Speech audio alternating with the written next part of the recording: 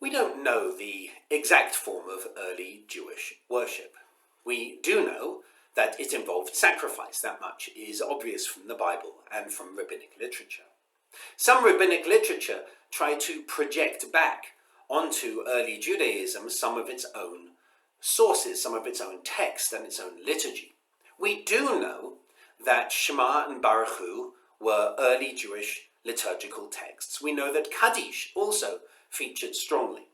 And we know that people gathered in prayer, but we don't necessarily know the full text of what it was they were praying, and it does seem that it was in fact very fluid.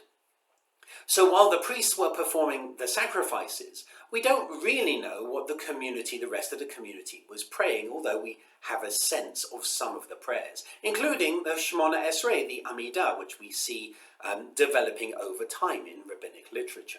In fact, there's a fascinating discussion about what that final prayer should be in the Shemona Esrei, and we see different rabbis suggest differing texts. So we know that some Jewish prayer, some liturgy, was still very flexible in early Judaism. It's when we get to the 6th century of the Common Era that Jewish prayer becomes more solidified, it becomes more rigid, so that as the Jewish community separates around the world into a diaspora, everyone could be sure that we were all praying the same thing. And so as that liturgy became cemented into a fixed form, we also discovered that there were very few Jews who were able to speak Hebrew, who were able to lead the prayers. And so whoever it was who had been leading the prayer service beforehand, some kind of shaliach tzibur, some kind of prayer emissary or a chazan, that role became much more fixed around that time.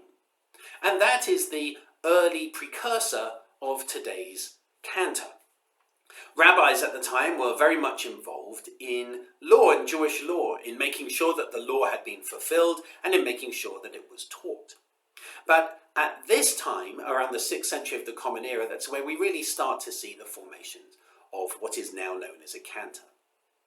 As we move into modern times, both the cantor and the rabbi take on similar but differing roles, and indeed in this country they are ordained in the same location, at HUC in particular.